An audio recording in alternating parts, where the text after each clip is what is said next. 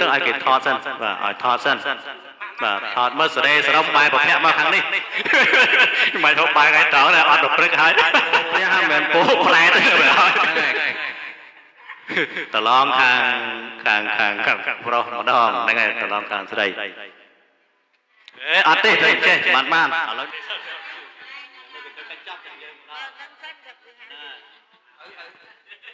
បាទ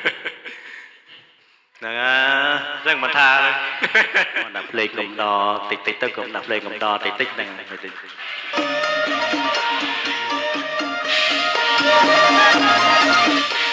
បាយខំអចងណាយអើយបាយខំអចងណាយអើយអំបងចាប់ពីពេលនេះតទៅឡើងមុនឡើងសាក់បន្ថែមទៀតឲ្យពល